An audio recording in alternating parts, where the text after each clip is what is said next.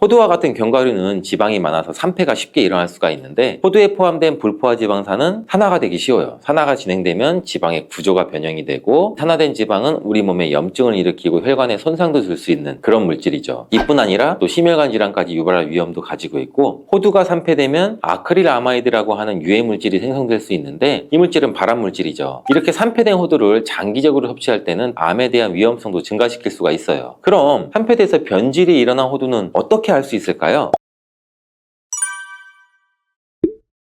고소한 호두 좋아하시는 분들 굉장히 많으시죠. 호두는 그 자체로도 훌륭한 간식이지만 저는 달달하게 졸여진 호두강정이나 제과점에서 파는 호두과일을 커피랑 먹는 것을 좋아하는데 이렇게 맛도 좋고 건강에 이롭다고 잘 알려진 호두 그냥 막연하게 몸에 좋다고만 알고 있지 않으세요? 호두는 견과류의 일종으로 기원전 7000년 전 고대 인류가 친숙하게 섭취해온 식품이라고 해요. 인류가 이렇게 오래전부터 호두를 섭취해왔다니 아주 옛날부터 인류에게 많은 영양소를 적용해준 식품이에요. 호두에는 단백질이나 비타민이나 미네랄 등 여러 가지 영양소가 풍부하게 들어있는데 이렇게 풍부한 영양소가 함유된 호두가주는 우리 몸에 이로운 점 바로 알려드릴게요.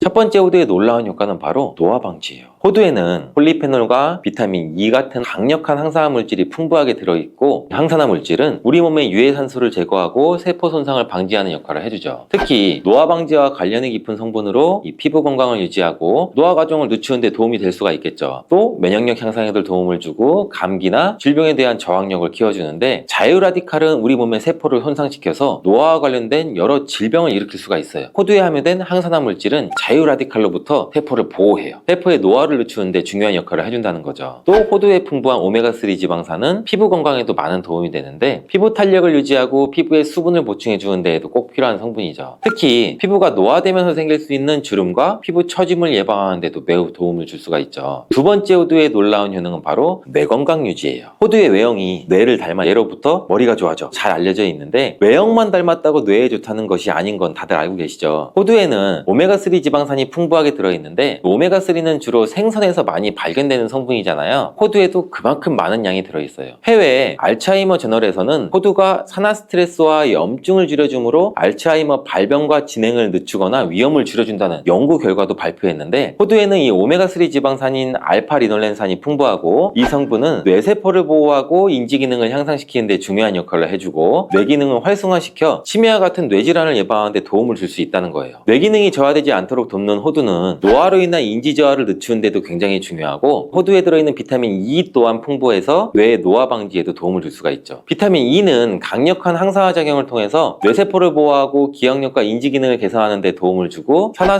스트레스로부터 뇌를 지켜줘요. 알츠하이머와 같은 치매를 예방하는 데 중요한 역할을 한다는 사실, 뇌 건강을 위해서는 이제부터 호두를 꼭 드시는 게 좋겠죠. 세 번째 호두의 효능은 바로 뼈 건강에 도움을 준다는 거예요. 호두가 뼈에 좋다는 사실 알고 계시나요? 좋은 영양소가 많이 들어있다는 것은 알아도 뼈에 좋다는 건 생소하신 분들이 있으신데 호두가 뼈 건강에 미치는 좋은 작용들 바로 알려드릴게요. 호두는 칼슘뿐 아니라 다른 중요한 성분들도 함유하고 있어서 뼈를 튼튼하게 만드는데 아주 효과적인 식품이에요. 호두는 칼슘과 마그네슘이 균형 있게 들어있는데 칼슘은 뼈를 구성하는 중요한 성분이지만 마그네슘 역시 뼈 건강에 필수적인 역할을 하죠. 마그네슘은 칼슘의 흡수를 돕고 뼈의 밀도를 유지하는 데 중요한 역할을 하죠. 이 두 성분이 적절히 균형을 이루면 뼈의 강도를 높이고 골다공증과 같은 질환을 예방할 수가 있는데 호두에 들어있는 오메가3 지방산은 뼈 건강에 직접적인 영향을 미치는 중요한 성분 중에 하나예요. 연구에 따르면 오메가3 지방산은 뼈의 형성을 촉진하고 뼈의 밀도를 높이는 데도 도움을 줄 수 있다고 해요. 이뿐 아니라 오메가3는 이세염증을 줄여주는 효과도 갖고 있고 관절염과 같은 염증성 질환에 걸리기 쉬운 사람들에도 굉장히 유익한 영향을 줄 수가 있어요. 호두의 놀라운 효능 네 번째는 바로 암 예방 효과예요. 호두는 항산화 작용과 항염증 작용 덕분에 암 예방 효과에도 효과적이라고 알려져 있는데 2022년 국제학술지에 실린 연구 자료를 보면 호두나 아마씨에 함유되어 있는 알파리놀렌산을 꾸준히 섭취하면 그렇지 않은 사람들과 비교해 심혈관 질환 위험률이 약 10% 정도 감소되고 관상동맥 심장질환 위험률은 20%나 줄어들었다고 해요. 그뿐 아니라 호두에는 이 폴리페놀과 엘라그산이 풍부하게 들어있는데 특히 이 엘라그산은 항암 성분으로 굉장히 유명해요. 엘라그산은 체내에서 엘라그산 대사물질로 변환돼서 암세포의 성장을 억제하는 데 도움을 주고 폴리페놀은 암세포의 확산을 막아주는 역할을 해주죠. 호두 호두는 이뿐만 아니라 오메가3 지방산을 많이 함유하고 있는데 오메가3 지방산은 염증을 줄이는 효과가 있죠. 암은 염증성 질환과 관련이 깊은데 호두가 가진 염증 완화 효과는 암 치료에 있어서 중요한 보조 역할을 해줄 수 있다는 것도 알고 계시나요? 호두에 포함된 비타민 E와 셀레늄 등의 성분은 면역력을 증진시키는 데 도움을 주는데 암 환자에게는 면역력이 굉장히 중요해요. 호두는 면역 시스템을 강화시켜줘서 우리 몸의 방어막을 형성하는 데 큰 역할을 할 수가 있겠죠. 호두의 효능 정말 놀랍죠. 이렇게 몸에 좋고 맛도 좋은 호두, 이것들과 먹으면 효과가 배가 되는데 호두와 궁합이 굉장히 좋은 식품들을 바로 알려드릴게요.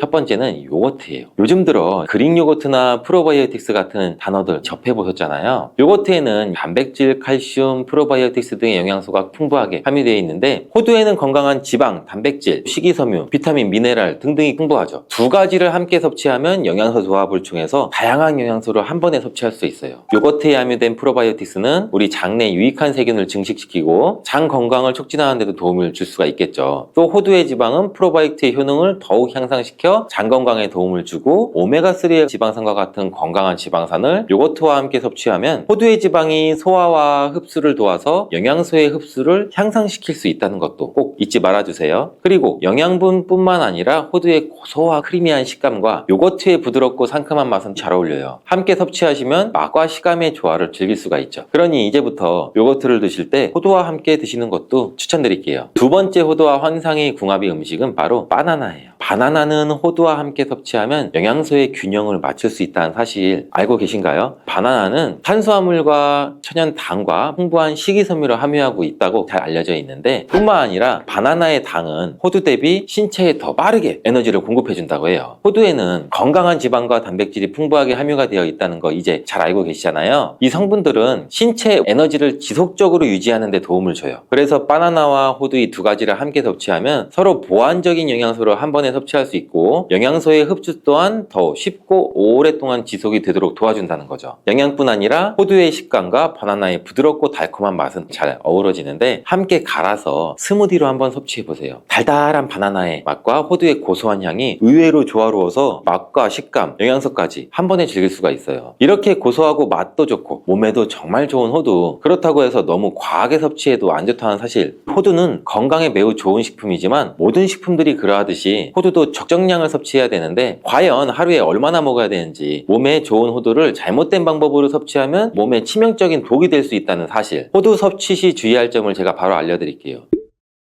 호두를 섭취할 때 유의할 점, 첫 번째는 알러지 반응이에요. 호두는 견과류 중 알러지를 유발시킬 수 있는 식품인데 일부 사람들에게 알러지 반응을 일으킬 수가 있대요. 호두 알러지가 있는 경우 호두를 섭취했을 때는 입술이나 혀, 또 얼굴이 부풀거나 호흡곤란을 겪을 수가 있는데 이는 개개인의 신체 증상에 따라서 매우 위험할 수도 있고 다르죠. 경우에 따라서는 굉장히 심할 수도 있고, 이런 증상이 발생되면 즉시 호두 섭취를 중단하고 필요시 의사와 상담해야 되고, 호두 섭취 시 주의할 점 두 번째는 과도한 섭취예요. 이 호두는 100g당 약 650칼로리로 매우 고칼로리 음식이에요. 하루 섭취량을 과도하게 초과하면 오히려 체중 증가를 유발할 수가 있는데 호두에는 지방이 많이 함유되어 있지만 대부분 불포화 지방이라 건강에 유익하다고 알고 있겠죠. 근데 칼로리가 높기 때문에 적정량을 섭취하는 것이 중요해요. 하루에 약 2-30g 정도, 이건 약 5알에서 7알 정도인데 쪽으로 봤을 때는 10개에서 15쪽 정도 돼요. 호두를 섭취할 때는 꼭 기억해 주세요. 호두 섭취 시 유의할 점 세 번째는 변질이 일어난 호두 섭취죠. 호두와 같은 견과류는 지방이 많아서 산패가 쉽게 일어날 수가 있는데 호두에 포함된 불포화 지방산은 산화가 되기 쉬워요. 산화가 진행되면 지방의 구조가 변형이 되고, 산화된 지방은 우리 몸에 염증을 일으키고 혈관에 손상도 줄 수 있는 그런 물질이죠. 이뿐 아니라 또 심혈관 질환까지 유발할 위험도 가지고 있고, 호두가 산패되면 아크릴 아마이드라고 하는 유해 물질이 생성될 수 있는데 이 물질은 발암 물질이죠. 이렇게 산패된 호두를 장기적으로 섭취할 때는 암에 대한 위험성도 증가시킬 수가 있어요. 그럼 산패돼서 변질이 일어난 호두는 어떻게 알 수 있을까요? 이러한 호두를 구분하는 방법은 먼저 색상을 보는 거예요. 신선한 호두는 갈색이나 황금빛을 띠는데 산패된 호두는 색이 어둡게 변하고 부패한 느낌이 들어요. 또 산패된 호두는 비린내나 신내가 날 수 있고, 신선한 호두는 자연스러운 고소한 향이 나요. 또한 맛도 다른데 신선한 호두는 말 그대로 고소한 맛인 반면 산패된 호두는 씁쓸하거나 오래된 기름향이 나죠. 썩은 것 같이 불쾌한 맛이 날 수가 있겠죠. 신선한 호두를 골랐다면 산패되지 않게 보관 방법도 중요한데 호두는 잘못 보관하면 쉽게 산패되기 때문에 주의가 필요해요. 호두는 원래의 껍질을 유지하는 것이 좋은데 껍질을 벗기지 않고 보관하면 외부에서의 영향이 미치는 걸 줄일 수가 있어 오랫동안 신선하게 유지가 되는데, 하지만 호두를 먹을 때마다 까야 되는 이 번거로움이 있잖아요. 이미 까진 호두를 많이 구입하시잖아요. 이런 호두는 공기와 빛에 노출되면 산패가 촉진되기 때문에 공기와의 접촉을 최소화해서 밀봉할 수 있는 용기에 담아 보관하거나 진공이나 밀봉팩을 사용하는 것이 좋아요. 호두는 온도와 습도에 민감해서 서늘한 냉장고에 보관하는 것이 가장 좋고, 이미 껍질을 벗긴 호두는 쉽게 산패할 수 있으니 냉장 보관 필수적이라는 거 잊지 마세요. 검은콩이 건강에 좋다는 사실 모두 다 알고 있을 텐데, 특히 내장 지방을 없애서 뱃살을 빼는데 좋다고도 알고 계시는 분들도 있으실 거예요. 그런데 정작 우리의 뱃살은 빠지지 않고 콜레스테롤 수치도 낮아지지도 않는데, 그건 바로 먹는 방법에 문제가 있기 때문이에요. 물론 검은콩은 몸에 좋은 역할을 하는 효능도 많이 있지만 어떻게 먹느냐에 따라서 오히려 몸에 독이 될 수도 있고 반대로 효능을 극대화시킬 수도 있어요. 그래서 검은콩에 대해 아주 잘 알고 드셔야 됩니다. 그렇다면 검은콩은 도대체 뭐가 그렇게 좋은 걸까요?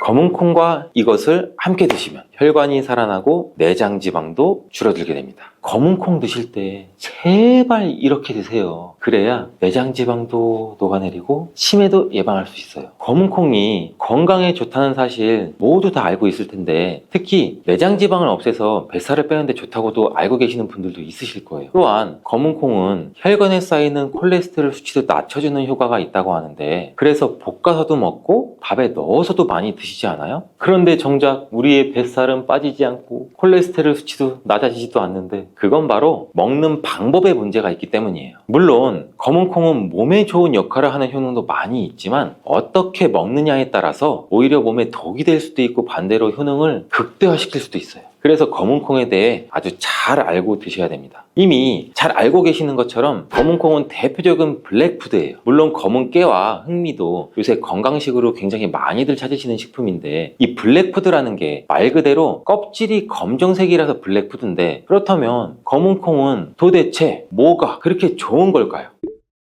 검은콩의 효능 중에 첫 번째는 항산화 효과예요. 검은콩에는 이 플라보노이드라는 강력한 항산화 성분이 풍부하게 들어있는데, 이 플라보노이드는 식물세포에 존재하는 물질로 항산화 작용을 통해서 우리 몸이 산화되고 산화 스트레스를 줄여주는 역할도 해요. 산화 스트레스라는 게 뭐냐면 우리 몸의 세포가 손상되는 원인 중에 하나로 환경적인 요인도 있고 염증, 그리고 우리 몸의 자연적인 대사 과정에서 발생되는 스트레스라고 생각하시면 돼요. 이러한 산화 스트레스로 인해서 우리 몸에 활성산소라는 물질도 생겨서 세포가 손상되고 노화를 일으키고 다양한 질병도 만들 수가 있는 거예요. 근데 검은콩에 들어있는 이러한 항산화제인 플라보노이드는 우리 몸의 세포의 손상도 예방시켜주고 우리 몸의 이 산화 스트레스도 줄여줘요. 노화를 느리게 하고 심장질환, 암, 알츠하이머 이런 질병과 같은 여러 가지 질병의 위험을 줄이는 데도 도움이 되는데, 그렇기 때문에 검은콩은 플라보노이드 함량으로 인해 우수한 항산화 식품으로 많이 알려져 있습니다. 검은콩의 효능 이 두 번째는 혈당 조절에 좋습니다. 이 혈당이란 간단히 말하면 우리 몸에서 음식을 소화하면서 만들어지는 당을 말하는 건데, 이 당이 우리 몸의 에너지를 만드는 데는 꼭 필요해요. 혈당이 없으면 안 돼요. 우리 몸은 죽어요. 근데 또 당이 너무 많아지게 되면 몸에 나쁜 영향을 미칠 수가 있죠. 그래서 우리 몸은 이 당을 잘 조절을 해야 돼요. 그렇다면 이 검은콩이 어떻게 혈당을 조절하는 걸까? 바로 이 검은콩 안에는 단백질과 식이섬유가 많이 들어있는데, 이 단백질은 우리 몸을 튼튼하게 하고 만드는 데 도움을 주고, 식이섬유는 포만감을 느끼게 해서 먹는 양을 줄일 수 있게 도와줘요. 여기서 이 식이섬유 역할이 굉장히 중요한데, 이 식이섬유는 당이 너무 빨리 우리 몸에 흡수되는 걸 막아줘요. 이렇게 되면 당이 천천히 몸에 흡수돼서 혈당이 급격하게 오르는 것을 막아주게 되겠죠. 그럼 검은콩의 세 번째, 콜레스테롤 수치 조절입니다. 이 검은콩에 콜레스테롤 수치를 낮추는 데 도움이 된다고 알려져 있는데, 이 콜레스테롤은 우리 몸이 필요로 하는 지방 중에 하나인데, 이게 너무 많으면 혈관을 막아 심근경색이나 뇌혈관 질환 등등 일으키는 원인이 되겠죠. 근데 검은콩에 들어있는 식이섬유는 우리 몸에서 콜레스테롤을 흡수하는 걸 줄여주는 역할도 해요. 그 중에서 특히 검은콩에 들어있는 이 용해성 식이섬유라는 것은 콜레스테롤과 결합을 해서 이걸 바깥 바깥으로 배출되는데 도움을 주죠. 이것 말고도 검은콩에는 이 불포화 지방산이라는 건강한 지방도 풍부하게 들어있어요. 이 불포화 지방산은 나쁜 콜레스테롤인 LDL 콜레스테롤을 줄이고 좋은 콜레스테롤인 HDL 콜레스테롤을 늘려주는 역할도 해요. 이렇게 해서 우리의 심장 건강을 유지하는 데 도움을 줄 수가 있겠죠. 검은콩의 효능 네 번째는 눈 건강에 좋아요.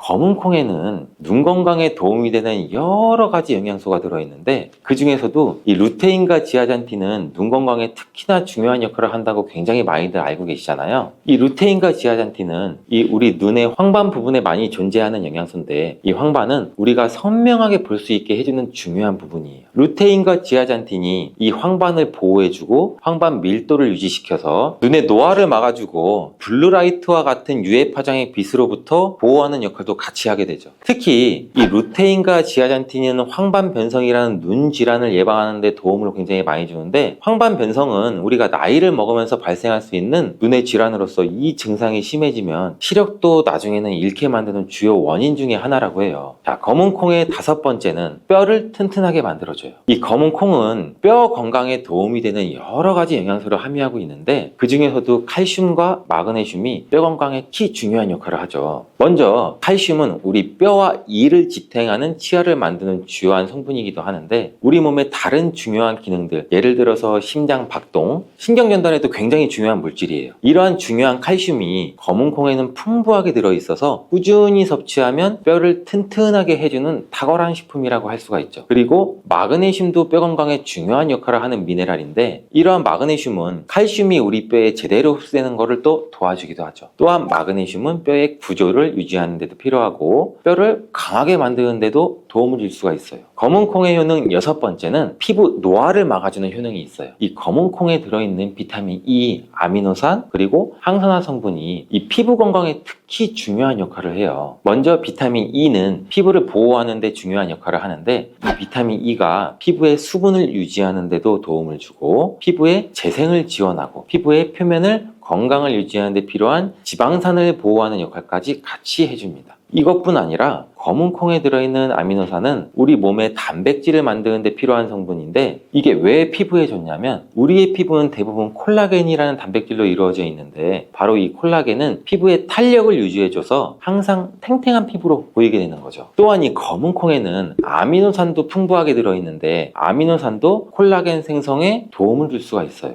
검은콩의 효능 일곱 번째는 치매를 예방하는 효능이 있어요. 이 검은콩에는 오메가3 지방산이라는 불포화 지방산이 들어있는데 이 오메가3 지방산은 우리 몸이 스스로 생성하지 못해요. 식품을 통해서 섭취해야 되는 필수 지방산인데 이 오메가3 지방산이 뇌 건강에 매우 중요한 영향이 있다는 게 중요한 포인트예요. 이 우리 뇌는 약 60%가 지방으로 이루어져 있고 이 중에 대부분이 오메가3 지방산인 DHA로 구성되어 있어요. 오메가3가 뇌세포막을 구성해서 이 신경 전달 물질의 생성과 기능에 관여도 하고 또 학습 능력과 기억력도 향상시키는데 굉장히 큰 도움을 준다고 해요. 또한 이는 뇌에 있는 염증을 줄여주고 뇌세포도 보호하게 되는 역할도 하는데 이것은 뇌의 노화를 자연스럽게 막아주고 뇌질환도 예방하는 데 도움을 줄 수 있다는 거죠. 결국 이러한 오메가3 지방산은 치매와 같은 뇌질환의 위험을 감소시키는데 매우 효과적이라고 할 수가 있어요. 검은콩의 효능 여덟 번째는 흔히 알고 있는 탈모 예방에 탁월해요. 검은콩에는 모발에 영향을 주는 비타민 B 성분이 풍부하고 모발의 성장에 필수 성분인 이 시스테일이라는 물질이 가득한데 이 성분들이 혈액순환에도 도움을 줘서 탈모도 예방이 되고 이 흰머리, 새치가 생기는 것도 막아주는 모발 건강에 정말 좋은 성분이라고 할 수 있어요. 정말 검은콩의 효능 어마어마하지 않아요? 그러니까 나이가 들면 들수록 꼭 드셔야 되는 음식이라고 생각하고 드셔야겠죠. 근데 이렇게 어마어마하게 몸에 좋은 검은콩도 드실 때 주의해야 될 점이 있어요. 아무리 좋다고 해도 과다 섭취하면 안 되는 거 아시죠? 검은콩에는 피틴산이라는 성분이 들어있는데 식물이 생장하는 과정에서 필요한 미네랄을 저장하는 역할을 해요. 이 성분이 과도하게 우리 몸에 섭취가 되면 우리 몸에서 필요한 미네랄인 칼슘, 철분 등의 흡수를 막을 수가 있어요. 또한 이 검은콩은 단백질과 식이섬유가 풍부해서 잘 익히지 않고 먹으면 소화가 잘 되지 않을 수도 있어요. 요리하시기 전에 우리가 충분히 물에 불리고 완전히 익혀 드시면 되는데 하루 섭취 권장량은 약 50g 정도로 종이컵 1컵 정도의 양이면 충분하다고 할 수가 있어요. 밥하실 때 특히 서리태 같은 검은콩 많이 넣잖아요. 오늘부터는 충분히 물에 불리시고 무조건 많이 넣는다고 좋은 건 아니니까 적당량을 잘 넣어서 드시면 좋겠어요. 검은 콩을 드실 때 다른 음식들과 같이 섭취하게 되는데 밥 지을 때 넣거나 다른 음식과 같이 먹기도 하는데 같이 먹이면 오히려 독이 되는 음식이 있다는 거 아시나요? 검은 콩과 함께 먹으면 독이 되는 음식 첫 번째는 우유입니다. 유명한 검은 콩 두유도 있는데 무슨 소리를 하고 계시는 거예요? 이러신 분들도 많을 거예요. 어떤 분들은 우유에 콩을 넣어서 이런 식으로 갈아 드시는 분들도 굉장히 많아요. 이게 오히려 몸에 안 좋은 영향을 미칠 수 있다는 가능성을 가지고 있다는 걸 말씀드리고 싶은 거예요. 왜냐하면 검은 콩과 우유를 동시에 섭취하면 피틴산과 칼슘 사이에 상호작용이 발생할 수가 있는데 검은 콩 안에 들어가 있는 피틴산 성분이 이 식물이 생장하는 과정에서 필요한 미네랄을 저장하는 역할을 한다고 말씀드렸잖아요. 그래서 이 성분은 우리 몸에서 필요한 미네랄인 칼슘, 철분 등의 흡수를 방해할 수가 있어요. 반대로 우유는 칼슘의 주요한 공급원이고 우리 몸에선 칼슘이 뼈와 이를 구성하게 되죠. 신경이나 근육, 혈액응고 등에도 꼭 필요한 성분이고 근데 피틴산이 풍부한 검은 콩과 칼슘이 풍부한 우유를 같이 먹으면 이 피틴산이 칼슘의 흡수를 막아서 우유의 영양소가 그나마 제대로 흡수가 되지 않을 수가 있어요. 같이 드시면 절대 안 되거나 나쁘거나 큰 영향을 미친다는 것이 아니라 각각의 영양소 섭취 목적으로는 따로 먹는 걸 추천드린다는 거예요. 오해하시면 안 돼요. 검은 콩과 함께 먹으면 독이 되는 음식 두 번째는 토마토입니다. 왜냐면 토마토가 콩의 단백질 흡수를 방해하고 소화도 어렵게 만들 수 있는 산성이기 때문인데 토마토의 산성 성분이 단백질의 흡수를 방해하면 콩에 충분히 들어있는 단백질이 몸의 흡수가 오히려 더 안 될 수가 있겠죠. 콩의 영양 가치가 아무런 의미가 없게 되는 상황까지 올 수가 있다는 거예요. 또한 토마토의 산성 성분은 이미 단백질이 풍부하고 소화하기 어려운 콩을 더욱 소화하기 어렵게 만들 수도 있다고 하는데 그렇지 않아도 나이가 들면 신진대사도 활발하지 않고 소화 기능도 떨어지는데 우리가 소화 불량은 일부러 만들 필요까지는 없겠죠. 검은 콩과 함께 먹으면 독이 되는 음식 세 번째, 달걀입니다. 달걀에는 비타민 A가 풍부하게 들어있는데 비타민 A는 우리 몸의 면역 시스템을 강화시켜주고 시력을 유지하는 데도 필수적인 성분이에요. 세포의 성장과 분열에 중요한 역할도 하고 검은 콩에는 또 트립신이라는 아미노산도 들어있는데 이 트립신은 우리 몸이 단백질을 만드는 데 필요한 중요한 구성 요소이기도 해요. 신경전달 물질인 세로토닌과 멜라토닌의 생산에도 필수적인 아미노산인데 그렇다면 달걀의 비타민 A와 검은 콩의 트립신이 함께 섭취가 되면 어떨까요? 이 둘 사이에 화학적 상호작용이 발생해서 이 소화 과정에 영향을 미칠 수가 있어요. 이 상호작용은 우리 몸의 단백질의 소화를 방해하거나 지용성 비타민의 A의 흡수를 저해할 수도 있는 거죠. 또한 이 트립신은 소화 효소의 활성을 저해하는 특성도 가지고 있어요. 따라서 트립신이 풍부한 검은 콩과 비타민 A가 풍부한 달걀을 함께 섭취하면 좋은 영양소를 흡수를 못하는 가능성도 가지고 있어요. 우리 앞으로는 무심코 검은 콩과 같이 먹었을 때 독이 되는 음식은 같이 안 드셨으면 좋겠습니다. 그렇다면 같이 먹을 때 궁합이 정말 잘 맞는 음식도 있지 않을까요? 정말 찰떡궁합인 음식들도 있어요. 검은 콩과 궁합이 정말 잘 맞는 음식 첫 번째는 흰 쌀밥이에요. 이미 다들 밥에 검은 콩을 넣어서 드시잖아요. 밥하고 검은 콩은 그만큼 궁합이 굉장히 잘 맞는다고 알고 계신 거죠. 검은 콩에 들어있는 이 식이섬유는 소화 과정에서 천천히 분해되고 흡수돼서 장기간 동안 포만감을 유지시키는 데 도움이 되는데 이 밥과 함께 섭취하면 이런 효과가 더욱 증가하게 돼서 우리 다이어트에도 굉장히 효과적이라고 해요. 또한 검은 콩에는 이 저항성 전분이라는 성분이 들어있는데 이 성분은 혈당 수치의 급격한 상승을 막아주기도 해요. 흰 쌀밥에는 탄수화물이 많아서 흰 쌀밥을 많이 드시면 우리 몸의 혈당 수치가 급격히 상승을 할 수가 있어요. 근데 검은 콩과 함께 섭취를 하면은 혈당 수치를 완화하는 데 도움이 되는 거죠. 이처럼 검은 콩과 흰 쌀밥을 같이 먹으면 충분한 영양소 섭취, 포만감, 혈당 조절 이렇게 일석삼조의 효과를 누릴 수가 있으니 정말 찰떡궁합인 거예요. 검은 콩과 궁합이 잘 맞는 두 번째 음식은 당근이에요. 당근에는 비타민, 미네랄, 식이섬유 다양한 영양소를 함유하고 있는데 특히 또 루테인이 풍부해요. 이 당근은 항산화 효과, 눈 건강을 유지하기에 굉장히 좋은 재료인데 이 검은 콩과 루테인이 풍부한 당근을 함께 섭취하면 콩의 단백질이 당근의 영양소를 흡수를 돕는 동시에 당근의 루테인이 콩의 영양소 흡수도 마찬가지로 도와요. 서로 소화가 잘 되게 영양소 흡수가 잘 되게 도와주는 음식인 거죠. 이 당근 말고도 시금치와 같은 채소도 같은 역할을 하니 식사하실 때 당근이 들어간 음식이나 시금치 나물 같은 음식들을 같이 드시면 효과가 정말 좋을 거라고 생각돼요. 검은 콩과 궁합이 정말 잘 맞는 음식 세 번째는 닭고기예요. 검은 콩은 식물성 단백질의 좋은 원천이라고 알고 계실 거예요. 근데 식물성 단백질은 동물성 단백질에 비해 이 필수 아미노산 비율이 적어요. 이 필수 아미노산은 우리 몸이 스스로 생산할 수 없는 아미노산의 일종이고 반드시 음식을 통해 섭취해야 되는 성분이에요. 닭고기는 동물성 단백질의 좋은 원천이고 모든 필수 아미노산을 골고루 함유가 되어 있어요. 따라서 검은 콩과 닭고기를 함께 섭취하면 두 가지 종류의 단백질이 서로를 보완하게 되는데 이렇게 함께 섭취하면 검은 콩에는 얻을 수 없는 이 필수 아미노산을 닭고기에서 오히려 보충할 수가 있겠죠. 반대로 동물성 단백질을 섭취할 때보다 식물성 단백질의 섭취 비율을 늘려주는 건 우리 심혈관 건강에도 정말 좋은 효과를 볼 수가 있습니다.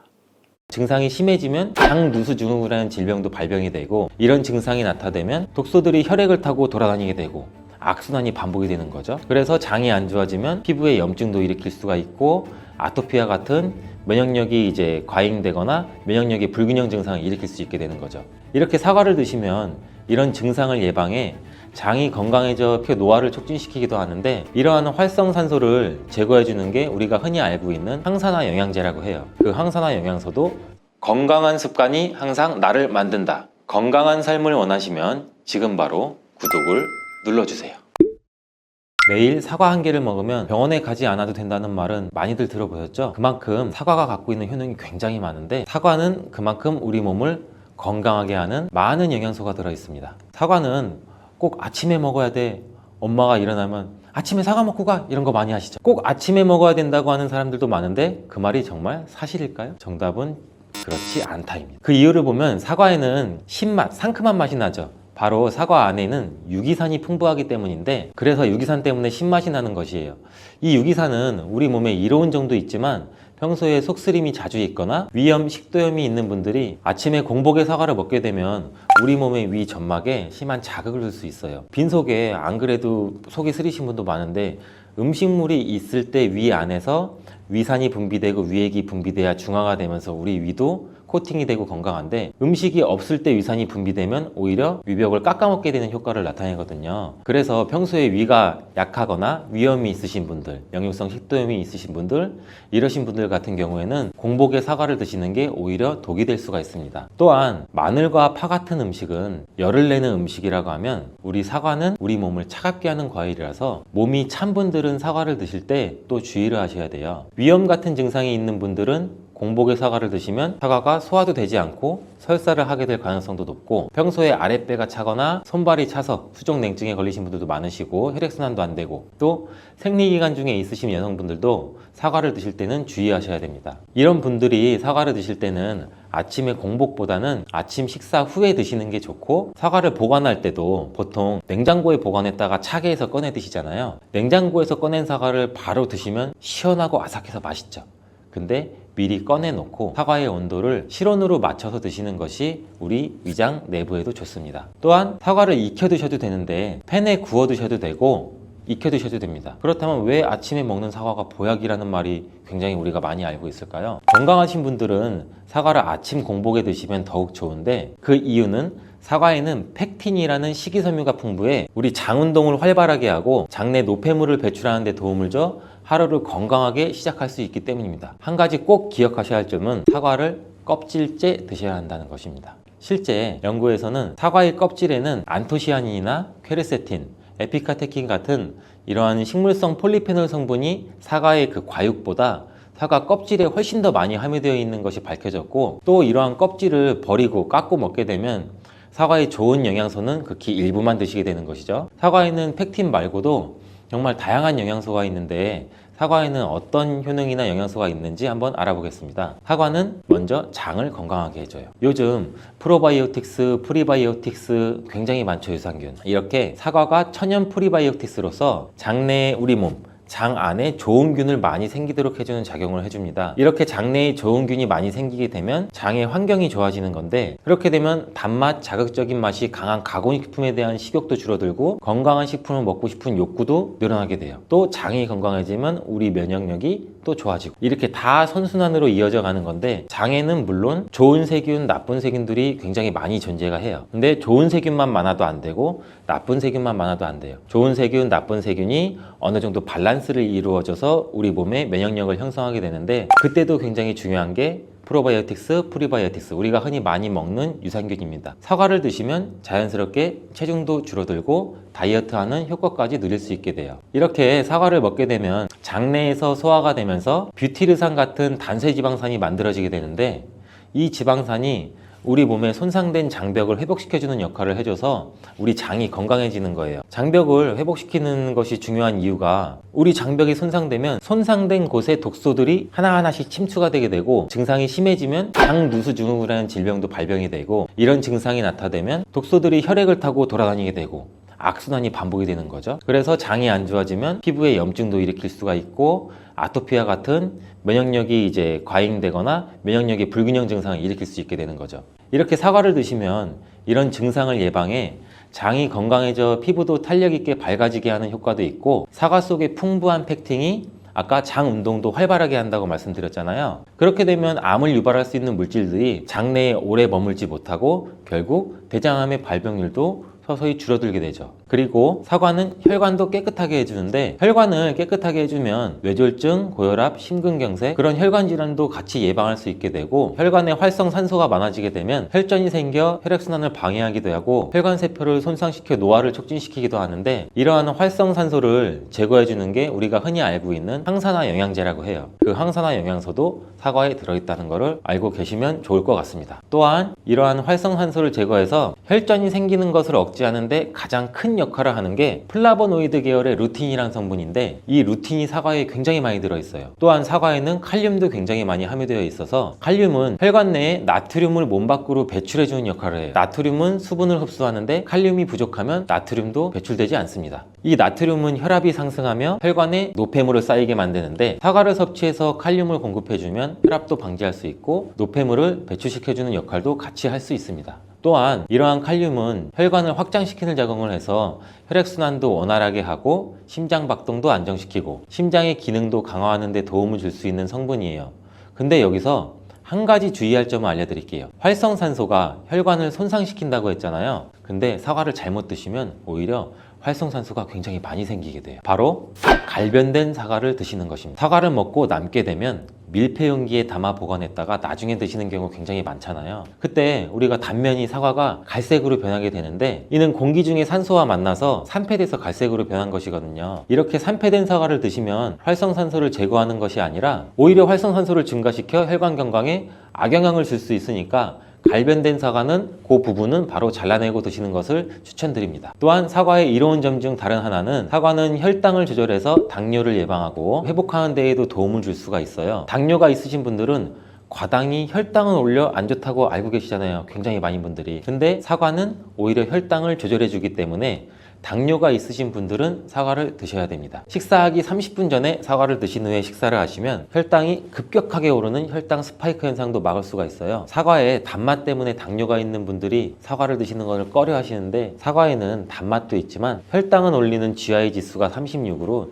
혈당 지수가 낮은 과일이에요. 근데 혈당 지수가 높은 과일이 뭔지 아세요?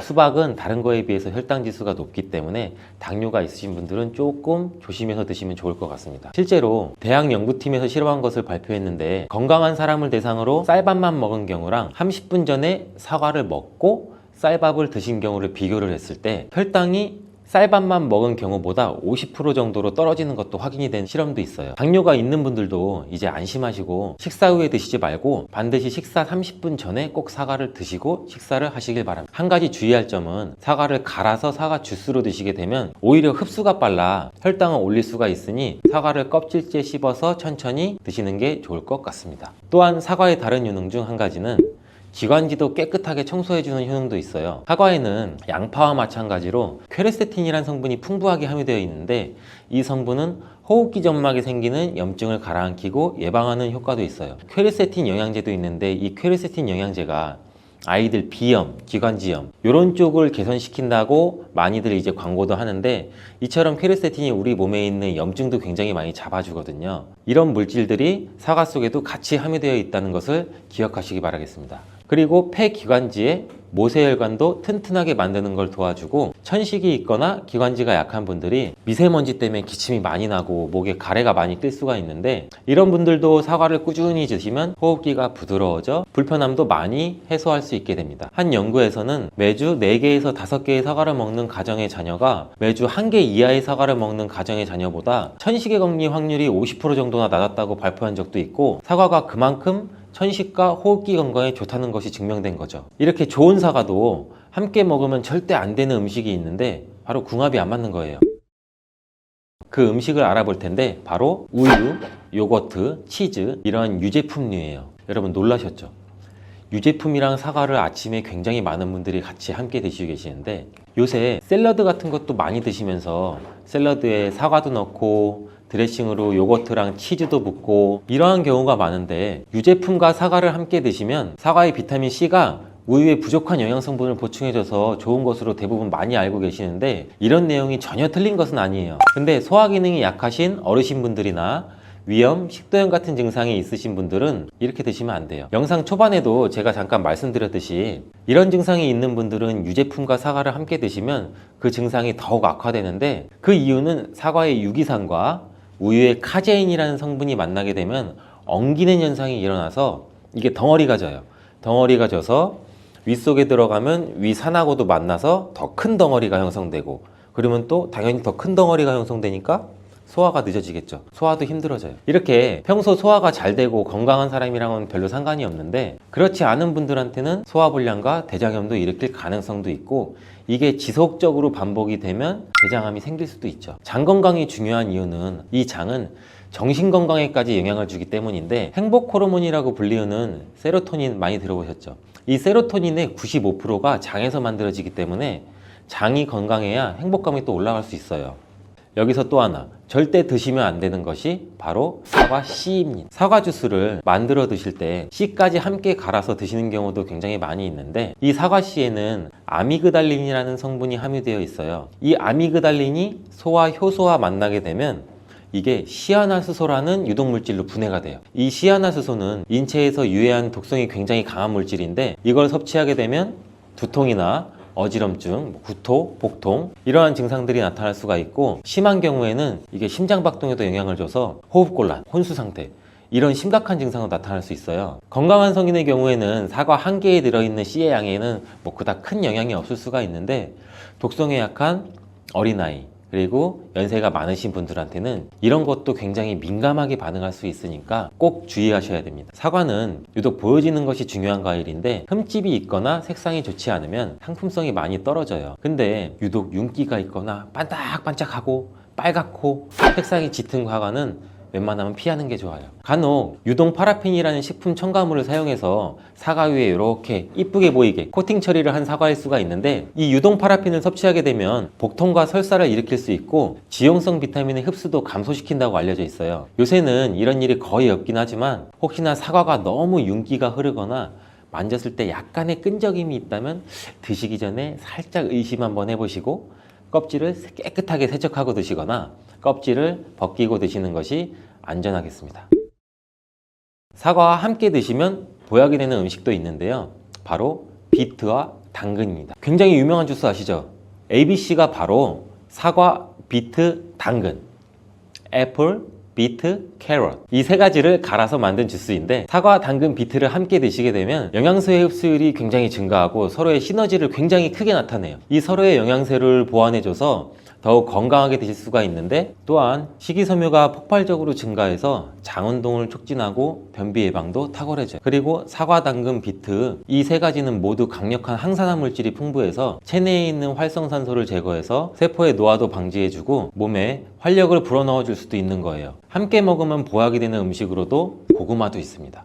이 고구마에는 베타카로틴이라는 성분이 풍부해서 항암작용과 함께 면역력도 같이 강화해 주는데 혈관 건강에도 도움을 줄 수가 있어요. 고구마를 드시면 소화가 잘 안 되는 증상도 나타날 수가 있는데 이게 왜 그러냐면 고구마 속에 함유되어 있는 아마이드라는 성분이 장에서 이상 발효를 일으켜서 가스가 차고 소화불량 증상도 같이 나타나는 건데, 이때 같이 사과와 함께 드시면 사과에 함유된 펙틴이 아마이드의 이상 발효 증상을 억제해서 가스가 차는 증상을 발생하지 않도록 도와주게 돼요. 또한 이러한 사과의 효능 중 하나인 혈관을 깨끗하게 하는 것을 고구마의 베타카로틴이 도와줘서 이 효능이 극대화가 돼서 건강에 정말 좋은 음식 궁합도 될 수 있답니다. 조금이라도 노화를 늦추고 싶다면 가속 노화 그리고 저속 노화를 꼭 기억해 주세요. 자, 가속 노화는 실제 나이가 들지 않았음에도 불구하고 우리 몸의 이 신체의 노화가 빠르게 가속돼서 본인의 실제 나이보다 얼굴은 물론 신체 기능과 건강, 이런 노화 과정이 굉장히 많이 진행된 현상을 말하는데요. 우리 어렸을 때 보면 이런 말도 있잖아요. 야, 너 왜 이렇게 애늙은이 같냐? 이런 농담도 굉장히 많이 하잖아요. 이 반대말은 또 저속노화라는 게 있는데 말 그대로 가속노화의 반대말이에요. 정제탄수화물은 흰빵, 파스타와 국수와 같은 정제된 탄수화물인데 이런 식품들은 혈당을 급격히 상승시켜요. 이로 인해서 인슐린 분비가 늘어나고 체내 염증 반응도 같이 일어나게 돼요. 이런 현상이 계속 지속되다 보면 이렇게 우리 몸에서 인슐린 저항성이 발생할 수도 있고,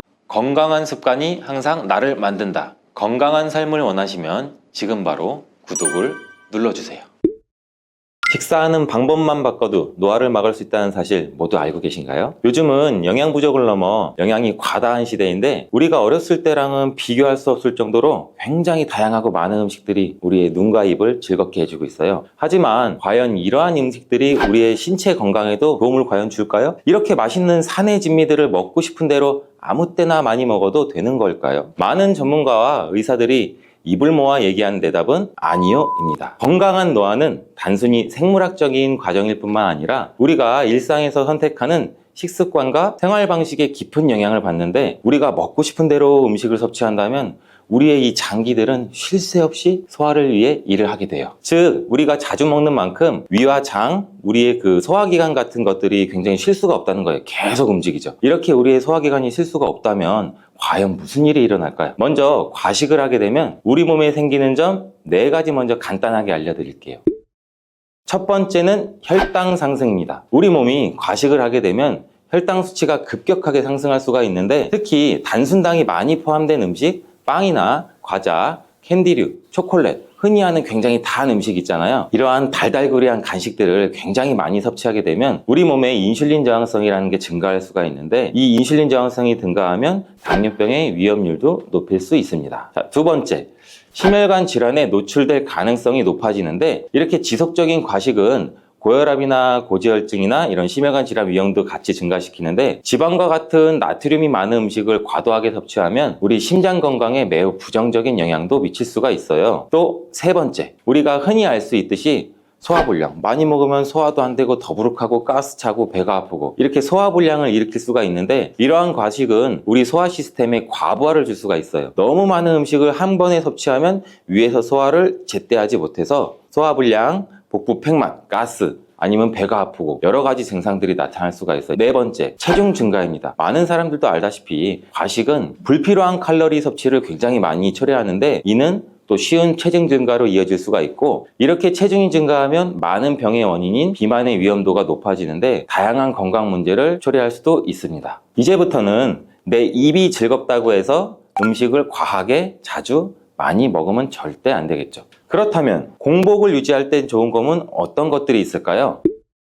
자, 첫 번째, 인슐린 수치가 낮아져 혈당 조절에 도움을 줍니다. 공복이 인슐린 수치를 낮춰주는데 그 이유는 주로 체내 우리 에너지 대사와 관련이 있어요. 이 공복 상태에는 음식 섭취가 없기 때문에 혈중 포도당 농도가 낮아지는데, 이때 혈당이 낮아지면 체내 인슐린 수치도 자연스럽게 감소하게 돼요. 이 인슐린은 혈당을 조절하는 호르몬인데, 이 혈당이 높을 때 분비가 되어 혈당을 낮추는 역할도 같이 해요. 따라서 음식이 없을 때는 인슐린의 필요성도 줄어들게 되는데, 이것이 혈당 조절에 도움을 주는 것이에요. 모든 사람이 공복을 오랜 기간 동안 동안 유지하는 것이 좋다라고 말씀드리는 것이 아니고, 예를 들면 당뇨가 있으신 분들 같은 경우에는 공복 상태가 또 너무 길어지게 되면 오히려 저혈당을 초래할 수가 있으니 자신의 몸 상태에 따라서 공복 기간을 잘 유지하시면 굉장히 좋을 것 같습니다. 두 번째는 세포의 자가 포식 작용이 촉진돼서 세포의 노화를 늦추는데 도움을 줄 수 있어요.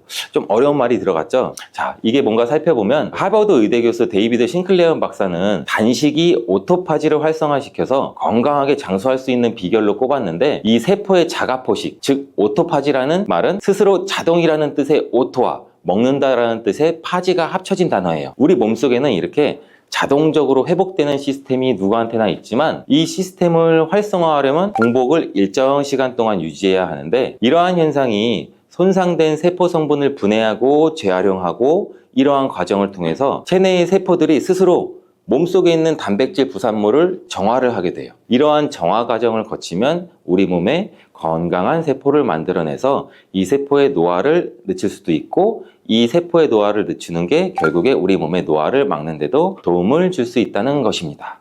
세 번째, 체중 조절에 도움이 됩니다. 공복 시간이 길어지면 음식을 섭취해서 얻어지는 부산물인 포도당이 없으니 체내에서 대신 지방을 분해한 물질로 에너지원으로 대체해서 사용하게 되는데, 이러한 공복 시간이 약 12시간 이상 지속되면 간에서 지방세포를 분해하기 시작하고 우리 몸은 이 저장된 지방을 에너지원으로 사용하기 시작해요. 이것이 지방을 감소시키며 체중 조절에도 굉장히 많은 도움을 줄 수가 있죠. 이러한 여러 가지 이유로 공복이 건강에 좋은 영향을 주는데요. 그렇다면 이렇게 건강에 이로운 공복이 누구에게나 도움이 되고 좋은 점만 있는 걸까요? 과연? 아까도 잠깐 설명드렸듯이 아쉽게도 모두에게 해당되진 않아요. 그리고 공복을 유지할 때도 주의할 점이 굉장히 많아요. 이게 너무 오랜 시간 동안 공복 상태를 유지하면 우리 몸의 신진대사가 떨어질 수가 있고, 또한 영양소도 결핍이 일어날 수가 있어요. 이러한 공복은 혈당 수치를 지나치게 또 낮출 수도 있고, 그렇게 되면 저혈당 증상이 나타날 수 있고, 어지러움, 피로, 두통, 계속 맞물려서 안 좋은 증상이 톱니바퀴처럼 굴러갈 수가 있어요. 특히 제일 중요한 건 당뇨가 있거나 다른 대사질환이 있는 경우에는 공복을 유지할 때는 무턱대고 공복을 유지하는 시간을 길게 갖지 마시고 본인의 건강 상태에 따라서 잘 조절해서 실천해야 되는 게 첫 번째 키 포인트입니다. 누구는 1년에 1살씩 나이를 먹고, 또 누구는 2살씩 먹을 수도 있다고 하는데, 저는 1살도 먹기 싫어요. 이러신 분들이 대부분이죠. 조금이라도 노화를 늦추고 싶다면 가속노화 그리고 저속노화를 꼭 기억해 주세요. 자, 가속노화는 실제 나이가 들지 않았음에도 불구하고 우리 몸의 이 신체의 노화가 빠르게 가속돼서 본인의 실제 나이보다 얼굴은 물론 신체 기능과 건강, 이런 노화 과정이 굉장히 많이 진행된 현상을 말하는데요. 우리 어렸을 때 보면 이런 말도 있잖아요. 야, 너 왜 이렇게 애늙은이 같냐? 이런 농담도 굉장히 많이 하잖아요. 이 반대말은 또 저속노화라는 게 있는데, 말 그대로 가속노화의 반대말이에요. 이 생활습관과 식단, 환경들을 조절해서 우리 몸의 신체 노화 속도를 늦추는 거예요. 이 가속노화를 일으키는 원인 식품에는 두 가지가 있는데, 그건 바로 정제탄수화물과 단순당입니다. 이 정제탄수화물은 흰빵, 파스타와 국수와 같은 정제된 탄수화물인데, 이런 식품들은 혈당을 급격히 상승시켜요. 이로 인해서 인슐린 분비가 늘어나고 체내 염증 반응도 같이 일어나게 돼요. 이런 현상이 계속 지속되다 보면 이렇게 우리 몸에서 인슐린 저항성이 발생할 수도 있고, 이로 인해 각종 성인병을 유발할 수도 있게 되는 것입니다. 단순당 또한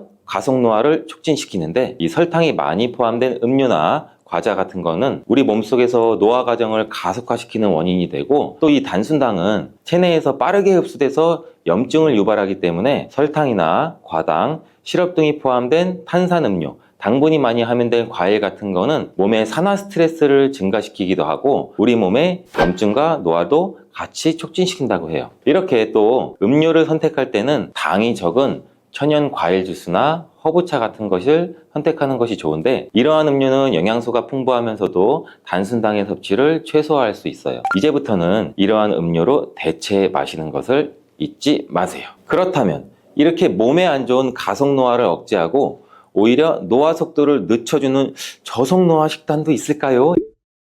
세계 여러 장수 마을 식단을 참고하시는 것이 좋은데, 미국 내셔널 지오그래픽 연구원 댄 뷰트너 박사는 세계의 장수 마을의 식단을 굉장히 오랫동안 연구했다고 해요. 그 중에 일본의 오키나와, 이탈리안의 사르디니아, 그리스의 아카리아, 로마의 린다, 미국 캘리포니아 굉장히 많은 곳이 있었는데 이렇게 5가지의 당수마을에서 공통적으로 섭취하는 음식과 방식을 찾았대요. 이 식단을 블루존 식단이라고 합니다. 자, 지금부터 이 블루존 식단에 대해서 설명을 드릴게요. 장수마을에서는 주로 식물을 기반으로 섭취를 하는데 약 95% 정도의 음식물을 식물성 자연식으로 섭취한다고 해요. 신선한 채소, 과일, 통곡물, 그리고 건강한 지방이 풍부한 음식을 굉장히 선호하고 또 이러한 음식을 먹을 때 정제나 가공하지 않은 그 자연 원물 그대로 원재료 형태로 섭취하는 게 또 굉장히 중요한데 흰 쌀과 같은 정제된 탄수화물보다는 정제되지 않은 통곡물을 주로 섭취하는 게 좋다고 합니다. 이렇게 정제되지 않은 원물의 상태를 드시게 되면 식이섬유도 풍부하고 당분도 자연히 적게 섭취하게 돼서 우리 몸의 혈당 조절은 물론 심혈관 질환, 체중 조절에도 도움을 주게 돼요. 단 육류는 소량만 섭취하게 되는데 돼지고기나 소고기 같은 빨간색 육류보다는 주로 생선이나 닭고기와 같은 것들 또 많이 먹는다고 하네요. 또한 이렇게 건강한 식단을 하는 것뿐만 아니라 과식을 하지 않고 절식을 실천하는데 이때 아까 말씀드렸던 것처럼 오토파지, 즉 자가포식이 활성화되어 이 설트인 1이라는 유전자가 또 발현이 되게 되고 이 유전자 자체로 노화를 늦추는 데에 영향을 주는 거예요. 이와 반대로 우리가 과식을 하게 되면 자연스레 이 유전자가 발현될 수 있는 기회가 상대적으로 없겠죠. 그래서 노화를 가속화시키는 원인이 될 수가 있죠. 그리고 이 블루존 식단은 음식뿐 아니라 다른 중요한 것이 또 있다고 하는데 그건 바로 사회적 식사예요. 이 사회적 식사가 뭐냐면 우리 가족이나 친구들, 지인들 이렇게 커뮤니티를 형성해서 같이 함께 우리 모두 식사를 하는 건데 혼자서 몸속에 건강한 음식을 꾸역꾸역 먹는 것이 아닌 같이 함께 투게더 이웃과 가족, 심지어 반려견, 사랑하는 고양이, 강아지더라도 함께 먹고 함께 운동하는 이렇게 사회적인 교류도 이 식단에 포함된다는 게 굉장히 또 중요한 점이에요. 식단 말고도 노화에 좋은 음식들은 무엇이 있을까요? 노화를 늦추는 음식 3가지 제가 바로 알려드릴게요. 우리 콩은 단백질, 지방, 식이섬유가 풍부하고 영양소가 굉장히 고르게 들어있는데 콩을 드시게 되면 혈당을 안정시키고 포만감을 줘요. 하지만 콩에는 또 유방암을 발생시킬 수 있는 피토에스트로겐과 장염증을 유발할 수 있는 렉틴이라는 성분이 함유되어 있어 걱정하시는 분들도 굉장히 많으세요. 근데 안심하셔도 됩니다. 많은 의학적인 연구와 논문이나 데이터를 바탕으로 봤을 때 콩에 함유된 이 렉틴 마이크로바이옴, 다시 말하면 미생물군 유전체에 도움을 줘서 오히려 암 발생 위험률을 줄여준다는 연구 결과도 굉장히 많이 있어요. 콩 중에 혹시 렌틸콩이라고 들어보셨나요? 익숙하시는 분들도 있고 생소하신 분들도 있으실 텐데 이 렌틸콩은 양질의 단백질이 많이 함유되어 있는 콩인데 맛도 좋은 이 콩을 샐러드에 넣어 드시거나 통으로 드셔도 좋고 아니면 밥에 넣어 드셔도 건강에 굉장히 많은 도움을 줄 수가 있어요. 또 노화를 늦추는 음식 2번째는 녹황색 채소입니다. 이 녹황색 채소는 각종 비타민과 미네랄이 풍부하고 열량도 적어서 섭취할 때 포만감을 주고 또 식이섬유도 많아 혈당도 천천히 올려주는데 혹시 파이토케미컬이라고 들어보셨나요? 식물을 뜻하는 파이토와 화학을 뜻하는 케미컬의 합성어인데 말 그대로 식물 자체, 그 본연이 가지고 있는 화학 물질을 말해. 우리 그 다양한 색깔을 가지고 있는 채소와 과일은 각각 그 영양소가 굉장히 달라요. 이 다채롭게 골고루 섭취하면 몸에 이로운 다양한 성분을 같이 섭취하는 건데 이 또한 채소에는 항산화 영양소도 함유하고 있어서 노화 예방에 도움이 되는데 이제부터는 매 식사 때마다 잊지 말고 다양한 색깔의 채소를 충분히 섭취하는 게 좋습니다. 노화에 도움은 음식 3번째는 고기와 생선입니다. 자, 채식만 좋다고 생각하시는 분들 고기가 노화 예방에 도움이 된다니 놀라셨나요? 사실 적절한 양의 고기와 생선은 혈당을 거의 올리지 않으면서 단백질이 풍부해서 우리 몸에 이 근육을 유지하는 데 도움을 줘요. 특히 BCAA가 포함된 단백질은 인슐린 자극을 하지 않으면서도 근육 합성을 굉장히 많이 촉진을 시키는데 이러한 근육 감소가 많이 생길 수가 있는 이제 연세가 드신 중장년층,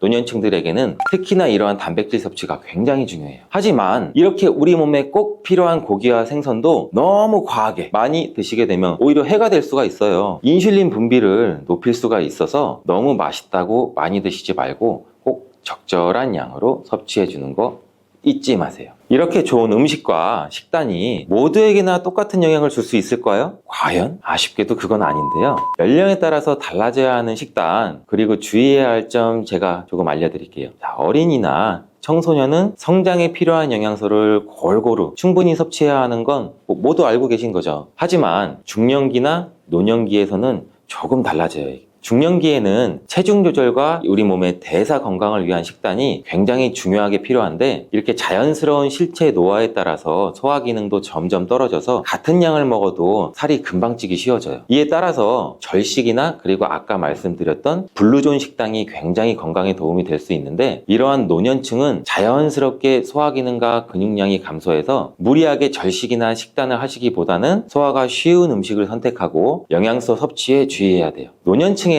근육량이 다른 연령층에 비해 더욱 중요한 영향을 미치는데, 이때 단백질의 섭취가 굉장히 중요하게 작용해요. 그래서 무리한 식단을 하시는 것보다는 단백질이 풍부한 음식을 충분히 섭취하고 또 비타민 D와 칼슘 섭취를 늘리시는 게 좋습니다.